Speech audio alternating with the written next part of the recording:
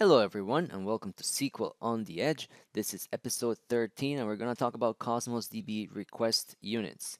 My name is Warner Chavez. I'm a SQL MCM and Microsoft Data Platform MVP with Pythian. Make sure you visit us at pythian.com. So the topic for today is understanding really how Cosmos DB request units work. So Cosmos DB is Microsoft Azure's NoSQL database. It's a very interesting product. It's a multi-API product, so it can do document database, it can do a key value API, it can do graph API. There's a wide column API on the way as well. And it's also very interesting because it's a multi-consistency model database. It goes from strong all the way to eventual, but it also provides some intermediate consistency models such as bounded staleness, session-based, or consistent prefix as well. The performance a resource provisioning model of Cosmos DB is not based on nodes, is not based on hardware, it's based on this concept of request units. So sometimes for people it's a little bit difficult to wrap their head around what the request unit is, but it's basically just a unit of throughput. And different operations will take different amounts of request units depending on how expensive those operations are. Okay, and the other thing that people have to realize is that just because it's a managed database as a service offering doesn't mean that you can't tune some of the configuration settings and your code to consume less request units, right? So that's really the value to be a developer or an administrator of Cosmos DB and really knowing the internals is that you can actually tune the system as well and make sure that you're consuming only the amount of request units that you really need, okay? So we're going to jump into the demo. I have a demo utility where we're going to submit some queries to Cosmos. We are going to get the value of what those request units are and how expensive those queries are. We're going to see how fast we can resize Cosmos, how fast it can scale up and scale down to meet our demands. And we're going to see some the impact on request units as well from something like a change in the consistency model. Okay, so let's jump to the demo.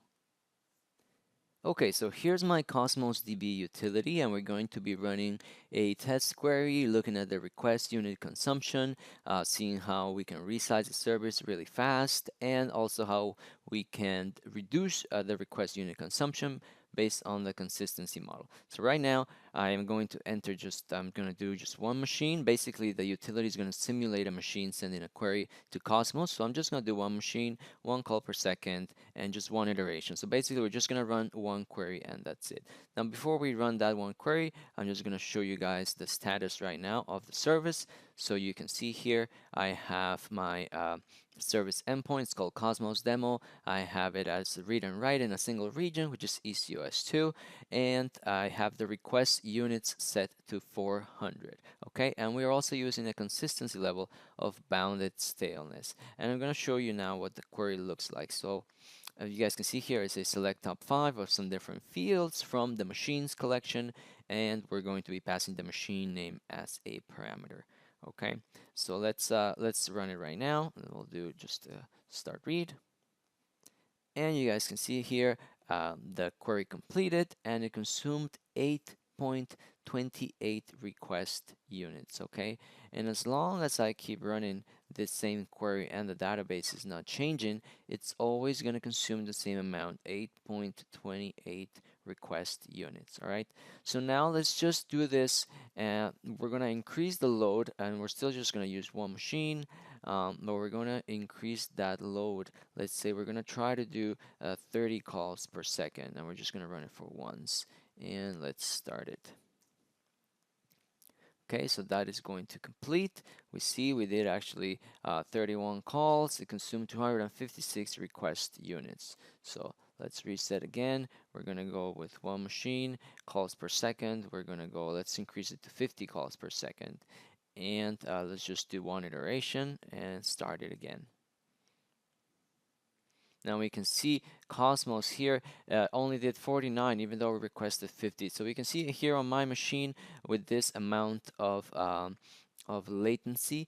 That's pretty much the limit I can get from one machine. So we need to do some parallelism to keep loading Cosmos further. Something interesting to see is though, even though my limit is 400 request units, I was able to consume a little bit over that, 405, without receiving any exceptions. So it does have a certain cushion, let's say, of request unit. It doesn't throttle you exactly at the 400 request unit amount. So let's keep pushing the service until we actually get some exceptions. So let's say we want to do 2 machines now, and we'd want to do 40 calls per second for the machines, and we're just going to do it for 1 second, and let's start that. So we can see here I have 2 machines, 40 calls per second, and just in one iteration, and I got actually 68 calls, and still no exceptions based on throughput. So that means I again hit the limit here on what one machine can do. So I'm just going to reset this, and we're going to go to 3 machines and 40 calls per second. So I'm going to go 3 machines, 40 calls per second, and 1 iteration, and we're going to start that up. And let's see what the result is. So now we can see at this point we do get exceptions. We can see I did 105 successful calls, and I was able to do 85 calls per second approximately. But now I'm getting exceptions from Cosmos. I'm getting 7 exceptions, basically throttles, because I'm putting too much volume here on my collection. Now, if we remember, I'm going to pull up the status. I'm using 400 request units, right? So let's resize now to 500 request units, for example. So, and we can verify here on the status, and we can just rerun this. Remember, we got 7 exceptions last time, and let's just rerun our workload and see what we come up with. And now we can see we rerun the workload, but because we increased the request units and the change in request units you guys saw, it just took less than, I don't know, less than 3 seconds really. But immediately it takes into effect, and we can see now I have 0 calls with exceptions, which is pretty neat, right? It resizes really, really fast. And if I wanted to resize down again, I could do so as well, and it does it almost instantaneously. Now, for resizing down, you want to be careful because you are charged by the hour. So the highest amount of request units that you had during an hour, that's going to be what you pay for. So you don't want to resize down immediately if you don't have to. If you are at the bottom of the hour, that's when you want to resize down so that when the next hour starts, you are back on your lowest tier. Okay. Now let's see what the impact is of consistency, right? So we're back in request units for 400, and you guys remember this particular workload produced 7 exceptions on 400 request units. Now if we go to the status, we can see my consistency level. Just to refresh, it is a bounded staleness.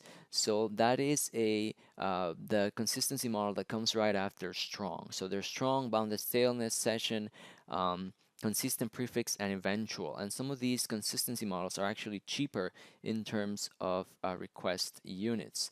So for example, let's reset this, and we'll just do 1 machine, 1 call, 1 iteration, so we can see this really clear. And let's do a start read. Now remember, so the value here is 8.28 request units that I was able to complete on bounded staleness. So what happens if I move my consistency, for example, to be session-based consistency? So we're going to do that, and I'm just going to rerun that 1 query. Now you guys can see here on the screen immediately as I moved to a weaker consistency model, my cost in request units split in half. So this is a really, really important thing when you're trying to tune your Cosmos DB usage and performance, is to figure out what is the weakest consistency model that your application supports and use it so that you can get this, let's call it discount in request units. You will be able to push more queries per second through the service. All right, so I hope you got a good overview on the demo of some of Cosmos characteristics, such as the super fast resizing, and as well as the impact of consistency models and how deterministic request units work, where you can always get a measurement of how your queries are consuming request units. So keep in mind, request units right now, there's no auto scaling, they're static when you pick them, but you can always resize up and down very fast, like I show in the demo. You can use the SDK as well to make sure that you know how much request units your queries are consuming if you want to tune individual expensive queries. And keep in mind, like I said, learn more about Cosmos so you can really understand the different configuration settings that make an impact on how much request units you are consuming. In the demo, of course, I showed how the tweaking the consistency model, for example, is a way to reduce your request unit expenses if your application is okay with a weaker consistency model. But there are other opportunities in the service as well to tune further, and I'll be covering those more in upcoming blog posts as well. Okay, so until next time, thanks for watching.